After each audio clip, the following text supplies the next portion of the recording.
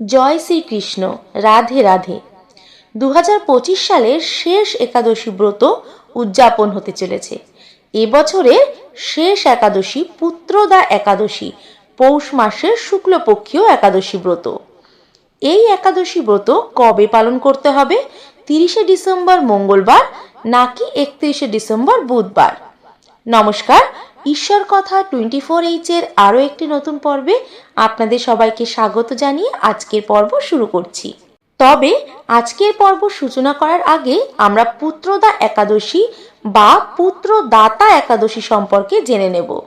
এই পুত্রদা একাদশী নিষ্ঠা ভরে ভক্তি মনে পালন করলে পুত্র সন্তান লাভ করা যায়। যাদের নতুন বিয়ে হয়েছে তারা পুত্র কামনার জন্য বা পুত্র লাভের জন্য এই একাদশী ব্রত পালন করতে পারেন। এছাড়াও যাদের পুত্র সন্তান নেই, একটি বা দুটি মাত্র কন্যা সন্তান রয়েছে, একটি পুত্র সন্তানের কামনা করছেন, তারা অবশ্যই ভক্তি ভরে ভগবান বিষ্ণুর উদ্দেশ্যে এই ব্রত পালন করতে পারেন। এবার আপনারা বলতে পারেন, যাদের পুত্র নেই, শুধুমাত্র কন্যা সন্তান রয়েছে, তারা কি এই পুত্রদা একাদশী পালন করতে পারবে না? নিশ্চয়ই পারবে।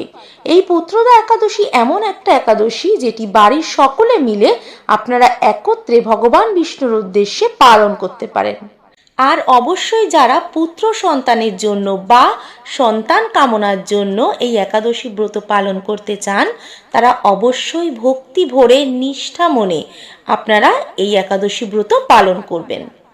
এছাড়াও আমরা সকলেই জানি আমাদের অনেক ধরনের নরক রয়েছে, তার মধ্যে পুত নামক একটি নরকও রয়েছে।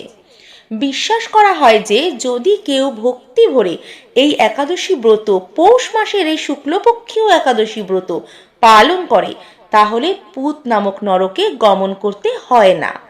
আসুন এবার জেনে নেওয়া যাক এই পুত্রদা একাদশী ব্রত কবে হতে চলেছে। বছরের শেষ একাদশী ব্রত, পৌষ মাসের শুক্লপক্ষীয় একাদশী ব্রত, পুত্রদা একাদশী ব্রত হতে চলেছে 30শে ডিসেম্বর 2025 মঙ্গলবার। বৈদিক পঞ্জিকা অনুযায়ী একাদশী তিথি শুরু হবে 30শে ডিসেম্বর 2025 মঙ্গলবার সকাল 7:50 এবং এই একাদশী ব্রত শেষ হবে 31শে ডিসেম্বর 2025 বুধবার সকাল 5টায়। এই দিনে ভগবান বিষ্ণু ও মাতা লক্ষ্মীরও বিশেষ পূজা ও উপবাসের বিধানও রয়েছে। এবার আমরা জেনে নেব ব্রতের পারণ কখন করবেন। স্বাভাবিকভাবে আমরা সকলেই জানি, যেদিন আমরা একাদশী ব্রত পালন করি তার পরের দিন অর্থাৎ দ্বাদশীর দিন আমরা পারণ সম্পন্ন করি। তাই এক্ষেত্রেও 30শে ডিসেম্বর মঙ্গলবার যেহেতু আমরা একাদশী ব্রত পালন করব, সেক্ষেত্রে আমরা 31শে ডিসেম্বর বুধবার দুপুর 1:29 থেকে দুপুর 3:33 মধ্যে পারণ প্রক্রিয়া সম্পন্ন করতে হবে। পারণের সঠিক সময়ের মধ্যে অন্ন প্রসাদ বা রুটি বা ছাতু বা চিরা প্রভৃতি জিনিস গ্রহণ করে পারণ সম্পন্ন করতে হবে। এই পুত্রদা একাদশীর দিন আপনারা কি কি গ্রহণ করতে পারবেন আর কি বর্জনীয়, আসুন এবার আমরা সেগুলো জেনে নেব। একাদশীতে সকল প্রকার রবি শস্য বর্জনীয়। একাদশীতে নির্জলা উপবাস করা সর্বোত্তম। যাদের পক্ষে নির্জলা উপবাস করা সম্ভব নয়, তারা জল ফলমূলাদি গ্রহণ করে একাদশীর দিন উপবাস সম্পন্ন করতে পারেন। এছাড়াও এই একাদশীর দিন যেগুলো আপনারা গ্রহণ করতে পারবেন সেগুলো হলো ফল, জল, দুধ, কাজু বাদাম, কাঠবাদাম, মিষ্টি আলু সেদ্ধ, আলু সিদ্ধ, মিষ্টি কুমড়ো, আলু কুমড়োর সবজি, আলুর সবজি, সাবুদানা, সাবুদানার পায়েস, সাবুদানার খিচুড়ি, এগুলো আপনারা সমস্ত কিছুই গ্রহণ করতে পারবেন। তবে এক্ষেত্রে আপনারা যখন কোনো সবজি রান্না করবেন, সেক্ষেত্রে আপনারা বিশুদ্ধ ঘি বা সূর্যমুখী তেলের ব্যবহার করবেন। যেহেতু একাদশীতে সকল প্রকার রবি শস্য বর্জনীয়, সেক্ষেত্রে আপনারা ছোলা, কিউন, শ্যামা চাল, ওটস এইগুলো কোনো কিছুই গ্রহণ করতে পারবেন না। এগুলি সবই রবি শস্যের মধ্যে পড়ে।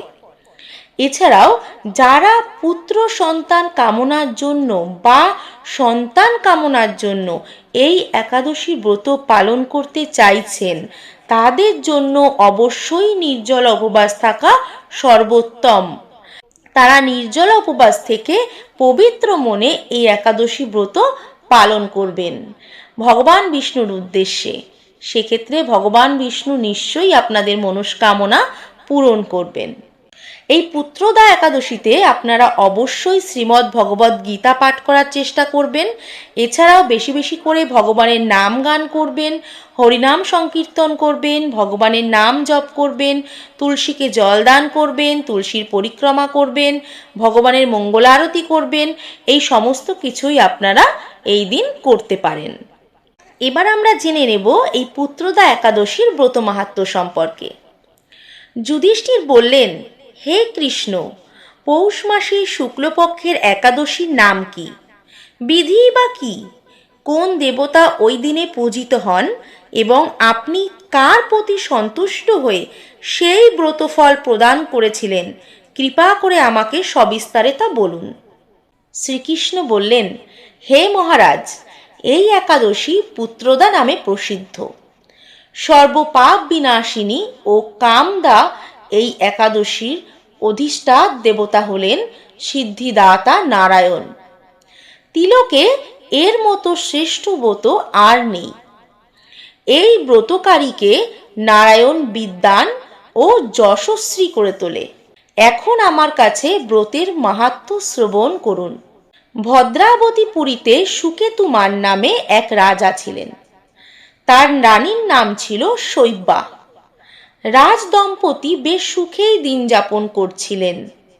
বংশ রক্ষার জন্য বহুদিন ধরে ধর্মকর্মের অনুষ্ঠান করেও যখন পুত্র লাভ হলো না, তখন রাজা দুশ্চিন্তায় কাতর হয়ে পড়লেন। তাই সকল ঐশ্বর্যবান হয়েও পুত্রহীন রাজার মনে কোনো সুখ ছিল না। তিনি ভাবতেন, পুত্রহীনের জন্ম বৃথা ও গৃহশূন্য। পিতৃদেব মনুষ্যলোকের কাছে যে ঋণ শাস্ত্রে উল্লেখ আছে, তা পুত্র বিনা পরিশোধ হয় না। পুত্রবান জনের এ জগতে যশ লাভ ও উত্তম গতি লাভ হয় এবং তাদের আয়ু, আরোগ্য, সম্পত্তি প্রভৃতি বিদ্যমান থাকে। নানা দুশ্চিন্তাগ্রস্ত রাজা আত্মহত্যা করবেন বলে স্থির করলেন, কিন্তু পরে বিচার করে দেখলেন আত্মহত্যা মহাপাপ। এর ফলে কেবল দেহের বিনাশ মাত্র হবে, কিন্তু আমার পুত্রহীনতা তো দূর হবে না। তারপর একদিন রাজা নিবিড় বনে গমন করলেন।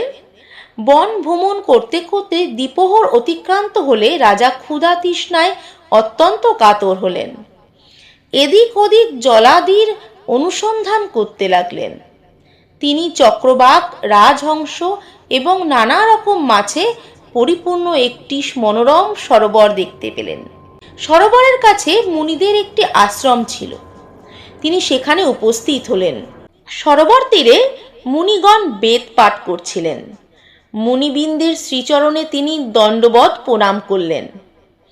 মুনিগণ রাজাকে বললেন, হে মহারাজ, আমরা আপনার প্রতি প্রসন্ন হয়েছি। আপনার কি প্রার্থনা বলুন।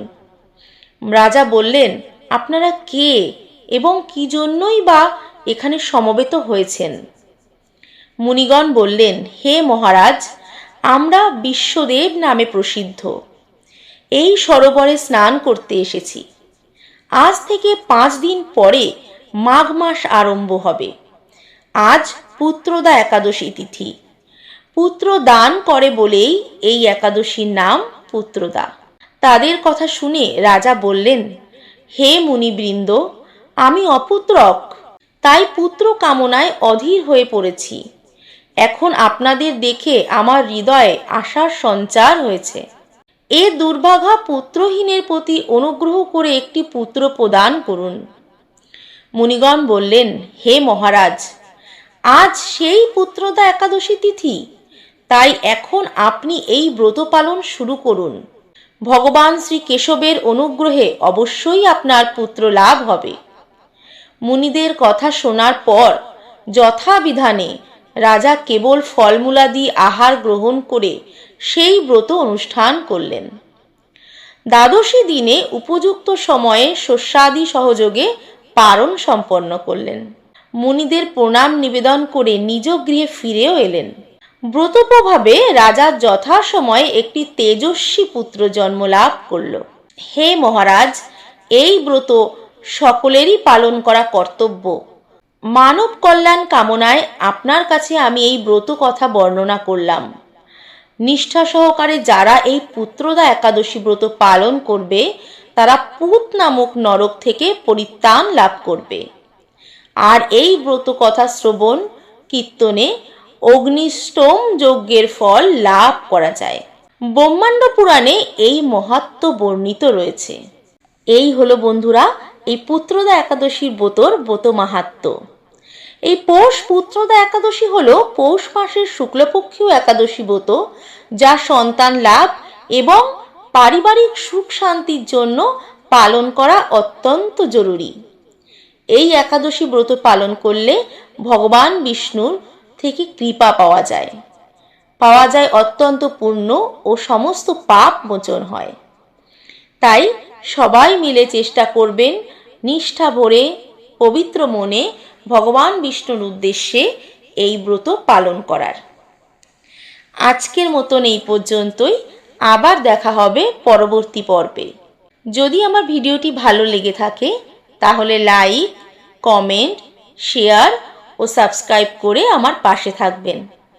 আজকের মতন এই পর্যন্তই। নমস্কার।